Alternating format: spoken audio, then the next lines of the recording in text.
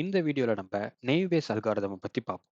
Machine லேர்னிங்ல supervised learning அல்காரிதம்ஸ்க்கு கீழே கிளாசிஃபிகேஷனுக்கு கீழே வர ஒன் ஆஃப் தி அல்காரிதம்ஸ் தான் நெய்வ் பேஸ் அல்காரிதம். இந்த அல்காரிதம் மெயினா கிளாசிஃபிகேஷன் பர்பஸ்க்காக யூஸ் பண்றாங்க. இந்த நெய்வ் பேஸ் மெயினா பேயஸ் தியரம் அப்படின்ற கான்செப்ட் வழியா ஒர்க் ஆகுது. இந்த பேயஸ் தியரம் அப்படின்னா என்னதுன்னு பாத்தீங்கன்னா கண்டிஷனல் ப்ராபபிலிட்டி. அதாவது ஒரு கண்டிஷனை பொறுத்து ஒரு ப்ராபபிலிட்டி வேல்யூ எப்படி சேஞ்ச் ஆகுது ஆர் எப்படி அஃபெக்ட் ஆகுதுன்றத சொல்றது தான் இந்த பேயஸ் தியரம். இந்த நெய்வ் பேஸ்ல பாத்தீங்கன்னா நெய்வ் அண்ட் பேஸ். இதுல பேஸ் அப்படின்ற வார்த்தை பேயஸ் தியரம் குறிக்குது. இதுவே நெய்வ் அப்படின்ற வார்த்தை எதை குறிக்குதுன்னு பாத்தீங்கன்னா நம்ம டேட்டா செட்ல இருக்கிற ஃபீச்சர்ஸ் எல்லாமே இண்டிபெண்டன்ட் அப்படின்றத குறிக்குது. அதாவது ஃபார் எக்ஸாம்பிள் நம்ம ஆப்பிள் அப்படின்ற ஒரு ஃப்ரூட்டை எடுத்துப்போம். இந்த ஆப்பிள் அப்படின்ற ஃப்ரூட்டுக்கு நிறைய ஃபீச்சர்ஸ் இருக்கு. ஃபார் எக்ஸாம்பிள் ரெட் கலர்ல ரவுண்டா இருந்து ஸ்வீட்டா ஆப்பிள் அப்படின்னு சொல்றோம். இதுல ரெட் அப்படின்ற கலர் ஒரு ஃபீச்சர், ரவுண்ட் அப்படின்ற ஷேப் ஒரு ஃபீச்சர், ஸ்வீட் அப்படின்ற டேஸ்ட் ஒரு ஃபீச்சர். இதுல ஒரு ஃபீச்சருமே இன்னொரு ஃபீச்சரை டிபெண்ட் ஆகி இல்லை. அதாவது ஃபார் எக்ஸாம்பிள் இப்போ ரெட் கலர்ல ஒரு ஃப்ரூட் இருந்ததுன்னா அது ரவுண்டா இருக்கணும்னு அவசியம் இல்லை. ஸோ ஒரு ஃபீச்சரும் இன்னொரு ஃபீச்சரை டிபெண்ட் பண்ணியே இல்லை. அதனால தான் இது நெய்வ் பேஸ் அப்படின்னு சொல்றாங்க. இந்த நெய்வ் பேஸ் அல்காரிதம்ல 3 டைப்ஸ் இருக்கு. Gaussian NB, multinomial NB and Bernoulli NB. நம்ம ப்ரெடிக்ட் பண்ண போறது எந்த மாதிரி இருக்கு அப்படின்றத பொறுத்து இந்த 3 டைப்ஸ்ல ஒரு டைப் நம்ம யூஸ் பண்ணிக்கலாம். ஃபார் எக்ஸாம்பிள் இப்போ நம்ம ப்ரெடிக்ட் பண்ண போறது ஒரு நியூமெரிக்கல் வேல்யூ ஆர் கண்டினியூஸ் வேல்யூஸா இருந்துச்சுன்னா நம்ம காஷியன் என்பி யூஸ் பண்றது நமக்கு கரெக்டா இருக்கும். அதுவே டிஸ்கிரிட் ஃபார் எக்ஸாம்பிள் ஸ்பாம் ஃபில்டரிங்ல இந்த வார்த்தை இத்தனை வாட்டி வந்திருந்ததுன்னா அது ஸ்பாம் அப்படின்றத சொல்றதுக்காக யூஸ் பண்ற மாதிரி இருந்துச்சுன்னா அப்போ நம்ம மல்டினாமியல் என்பி யூஸ் பண்ணலாம். இதுவே பைனரி வேல்யூஸா இருந்துச்சுன்னா நம்ம பெர்னாலிஸ் என்பி யூஸ் பண்ணலாம். நம்ம முன்னாடியே பார்த்த மாதிரி அப்ளிகேஷன்ஸ்லாம் spam filtering, sentiment analysis, document classification, disease prediction அந்த மாதிரி அப்ளிகேஷன்ஸ் எல்லாத்துக்குமே நம்ம நெய்வ் பேஸ் அல்காரிதமை யூஸ் பண்ணலாம். நம்ம நெய்வ் பேஸ் அல்காரிதமை எப்படி இம்ப்ளிமெண்ட் பண்ணுறது அப்படின்றத பார்ப்போம். ஸோ இப்போ நம்ம ஃபஸ்ட்டு என்ன பண்ண போகிறோம் அப்படின்னா நெய்வ் பேஸ் அல்காரிதமை இம்ப்ளிமெண்ட் பண்ணுறதுக்காக நம்ம ஒரு டேட்டா செட்டை இம்போர்ட் பண்ணணும். நம்ம டேட்டா செட்டை இம்போர்ட் பண்ணுறதுக்காக நம்ம பைத்தானில் படித்த பாண்டாஸ் லைப்ரரியை ஃபஸ்ட்டு இம்போர்ட் பண்ணணும். Import பாண்டாஸ் SPD. இப்போ பாண்டாஸ் லைப்ரரி இம்போர்ட் பண்ணதுக்கு அப்புறமா நம்மளோட டேட்டா செட்டை இம்போர்ட் பண்ணணும். நம்ம இப்போ யூஸ் பண்ண போகிற டேட்டா செட்டு பேர் என்னதுன்னு பார்த்தீங்கன்னா நம்ம ஐரிஸ் அப்படின்ற டேட்டா செட்டை யூஸ் பண்ண போகிறோம். இந்த ஐரிஸ் டேட்டா செட் என்ன ஃபார்மேட்டில் இருக்குன்னா டாட் சிஎஸ்வி. ஸோ சிஎஸ்வி ஃபார்மேட்டில் இருக்கு. பாண்டாஸில் சிஎஸ்வி ஃபைல்ஸ் எல்லாம் இம்ப்ளோட் பண்ணுறதுக்காக ரீட் அண்டர் ஸ்கோர் சிஎஸ்வி அப்படின்ற ஒரு ஃபங்க்ஷன் இருக்கு. அந்த ஃபங்க்ஷனை யூஸ் பண்ணி நம்ம ஃபர்ஸ்ட் நம்மளோட டேட்டா செட்டை இம்போர்ட் பண்ண போகிறோம். Read under score CSV. இப்போ இந்த பிராக்கெட்குள்ளார அந்த டேட்டா செட்டோட பாத்தை நம்ம கொடுக்கணும்.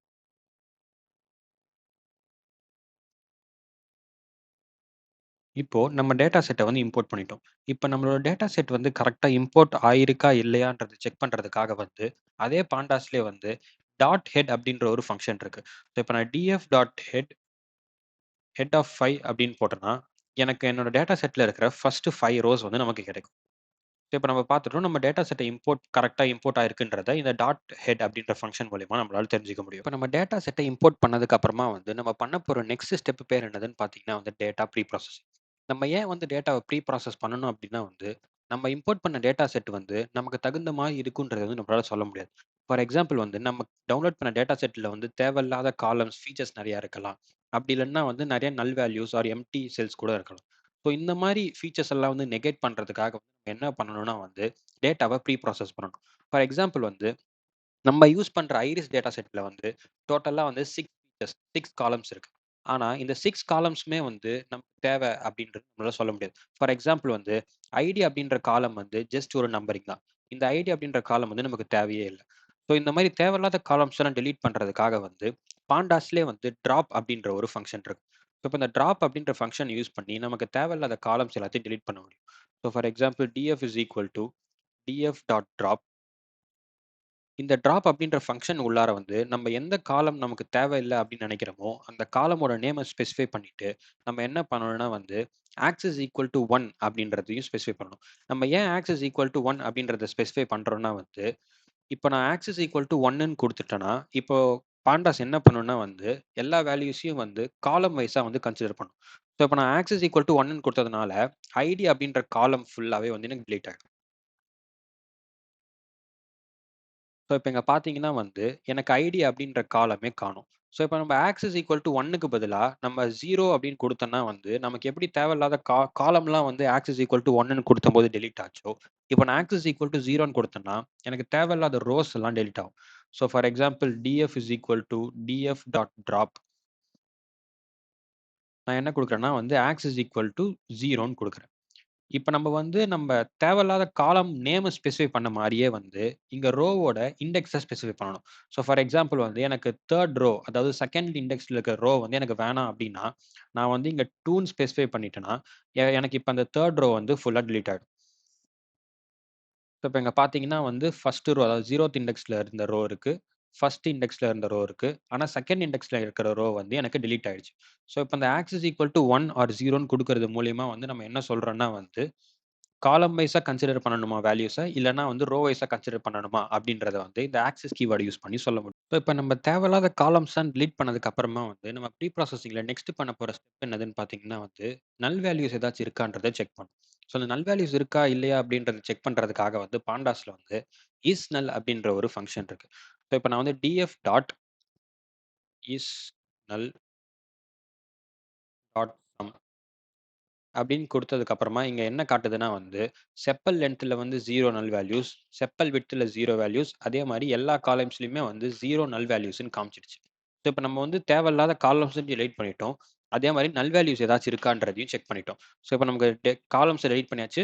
நல் வேல்யூஸும் கிடையாது. ஸோ இப்ப நம்ம வந்து நம்மளோட டேட்டா செட் வந்து நமக்கு தேவையான மாரி யூனிஃபார்மா இருக்கு. ஸோ இப்ப வந்து நம்ம நெய்வ் பேஸ் அல்காரிதம எப்படி இம்ப்ளிமெண்ட் பண்றதுன்றத பார்ப்போம். டேட்டா செட்ட ப்ரீ ப்ராசஸ் பண்ணதுக்கு அப்புறமா வந்து நம்ம என்ன பண்ணணும்னா வந்து, நம்மளோட டிபெண்டன்ட் அண்ட் இண்டிபெண்டன்ட் ஃபீச்சர்ஸ வந்து பிரிக்கணும். ஸோ இப்ப இந்த இண்டிபெண்டன்ட் ஃபீச்சர்ஸ் எதுன்னு பார்த்தீங்கன்னா வந்து நம்மளோட இன்புட்ஸ். இதுவே டிபெண்டன்ட் ஃபீச்சர்ஸ்னா வந்து நம்மளோட அவுட்புட்ஸ். ஏன் அப்டின்னா வந்து அவுட்புட் வந்து இன்புட்ட வந்து டிபெண்ட் பண்ணி இருக்கிறதுனால வந்து அத டிபெண்டன்ட் ஃபீச்சர்ஸ் அப்டின்றது சொல்றோம். ஸோ இப்ப நம்மளோட டேட்டா செட்ல வந்து 4 காலம்ஸ் 4 காலம்ஸ வந்து நம்ப இண்டிபெண்டன்ட் ஃபீச்சர்ஸாவும், ஸ்பீஷிஸ வந்து டிபெண்டன்ட் ஃபீச்சர்ஸாவும் வந்து கன்சிடர் பண்ணிப்போம்.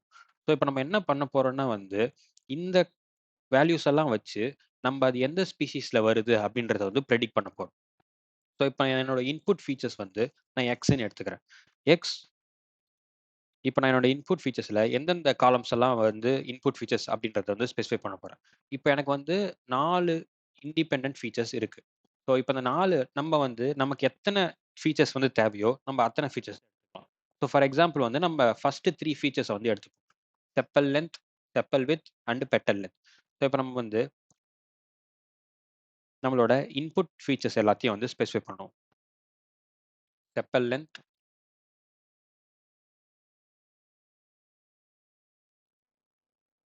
செப்பல் விட்த், அப்புறமா வந்து பெட்டல். ஸோ இப்ப நான் அந்த 3 ஃபீச்சர்ஸ வச்சு நான் என்னோட ஸ்பீஷிஸ வந்து நான் பிரெடிக்ட் பண்ண போறேன். இப்போ நம்மளோட இன்புட் ஃபீச்சர்ஸ ஸ்பெசிஃபை பண்ணியாச்சு. நெக்ஸ்ட் வந்து நம்மளோட அவுட்புட் ஃபீச்சர்ஸ வந்து ஸ்பெசிஃபை பண்ணணும். நம்மளோட அவுட்புட் ஃபீச்சர்ஸ் வந்து species.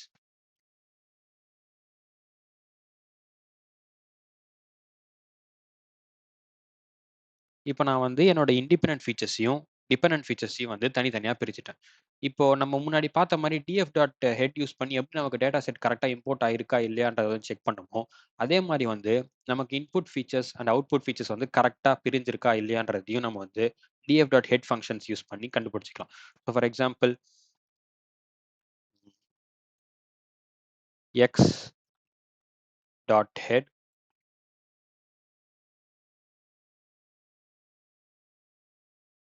X dot head of 5. இப்போ நான் எக்ஸ் டாட் ஹெட் ஆஃப் 5ன்னு கொடுக்கும்போது வந்து எனக்கு sepal length, sepal width, petal இந்த 3 காலம்ஸ்ல இருந்து ஒரு ஃபர்ஸ்ட் 5 வேல்யூஸ் மட்டும் எனக்கு கிடைச்சிருச்சு.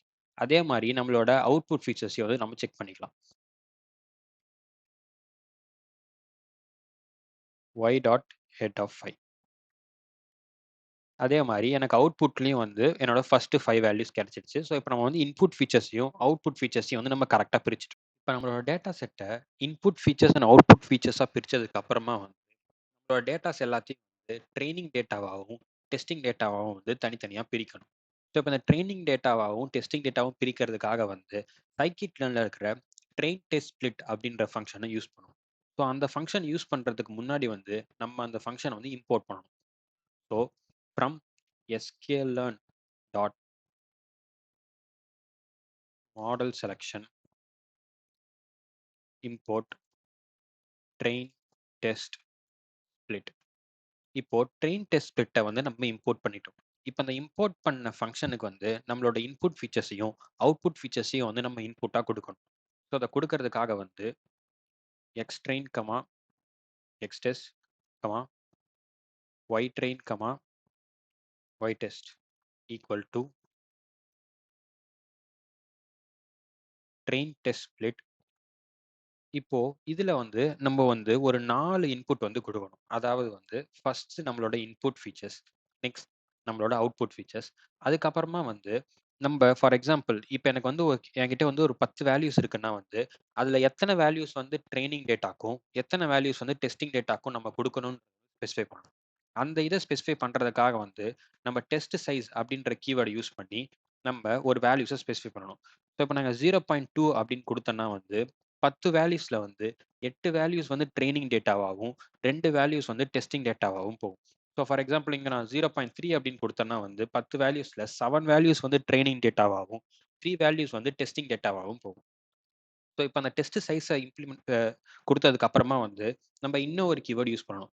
அது என்னது அப்படின்னா வந்து ரேண்டம் ஸ்டேட் ஈக்குவல் டுன்னு சொல்லிட்டு நம்ம எனி வேல்யூஸ் வந்து நம்ம கொடுத்துக்கலாம். ஃபார் எக்ஸாம்பிள் வந்து இங்கே நான் 12ன்னு கொடுக்குறேன்னு வச்சு. இந்த ரேண்டம் ஸ்டேட் அப்படின்ற கீவேர்டு என்ன பண்ணும்னா வந்து நம்ம ஒரு வாட்டி வந்து நம்ம ப்ரோக்ராமை ரன் பண்ணும்போது வந்து ஃபார் எக்ஸாம்பிள் வந்து என்னோட 10 வேல்யூஸ்ல வந்து 8 வேல்யூஸ் வந்து ட்ரெய்னிங் டேட்டாக்கு போயிடுச்சு. ஆனா நான் திருப்பி ரன் பண்ணும்போது அதே சேம் 8 வேல்யூஸ் தான் வந்து எனக்கு திருப்பி வந்து இன்புட்டா போகும்னு வந்து சொல்ல முடியாது.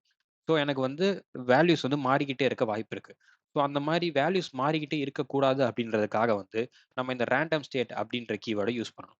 இப்போ நம்மளோட டேட்டாஸ் வந்து ட்ரெய்னிங் டேட்டாவாகவும் டெஸ்டிங் டேட்டாவாகவும் வந்து நம்ம பிரிச்சாச்சு.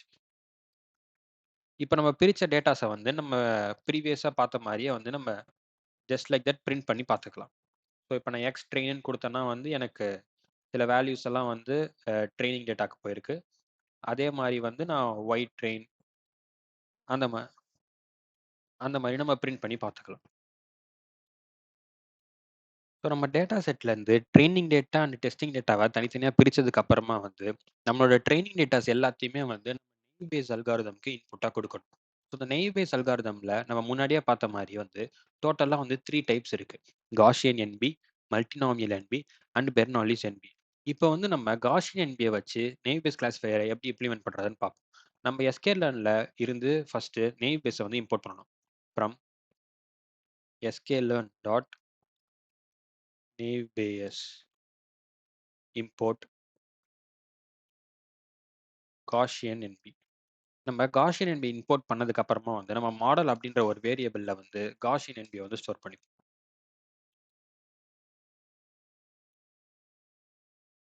இப்போ ஸ்டோர் பண்ணதுக்கு அப்புறமா நம்ம மாடல் டாட் ஃபிட் அப்படின்ற ஃபங்க்ஷனை யூஸ் பண்ணி நம்மளோட ட்ரெய்னிங் டேட்டாஸ் ரெண்டுத்தையுமே வந்து நம்ம மாடலுக்கு கொடுக்கணும்.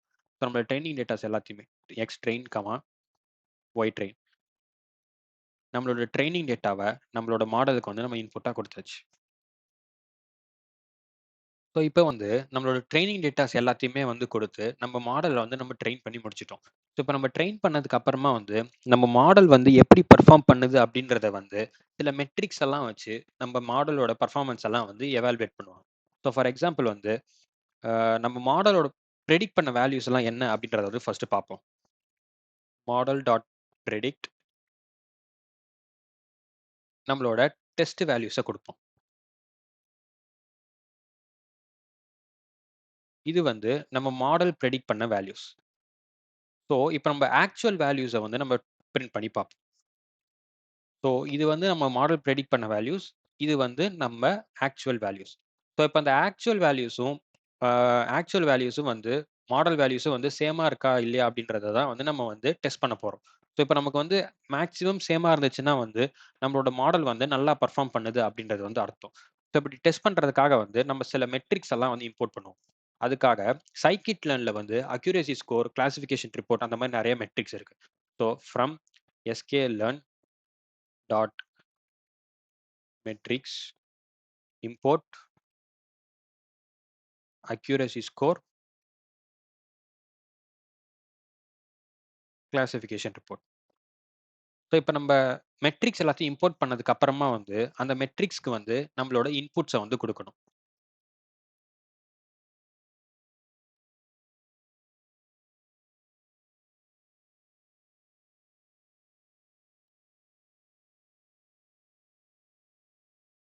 ஸோ இந்த அக்யூரசி ஸ்கோர் அப்படின்ற ஃபங்க்ஷனுக்குள்ளார வந்து நம்மளோட டெஸ்ட் ஆக்சுவல் வேல்யூஸையும் நம்ம மாடல் ப்ரெடிக்ட் பண்ண வேல்யூஸையும் நம்ம வந்து இன்புட்டாக கொடுக்கணும்.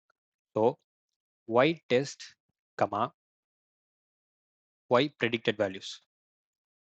நெக்ஸ்ட் கிளாசிஃபிகேஷன் ரிப்போர்ட்டையும் நம்ம பிரிண்ட் பண்ணி பார்த்துக்கலாம்.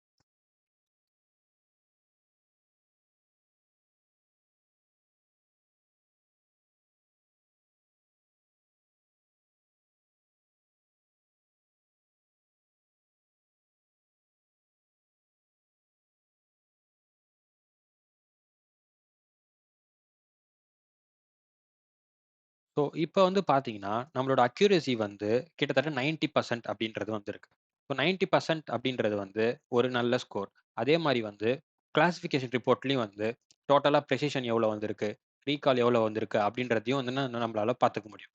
ஸோ இப்படி தான் வந்து பேசிக்காக ஒரு நெய்வ் பேஸ் அல்காரிதம் வந்து இம்ப்ளிமெண்ட் பண்ணணும்.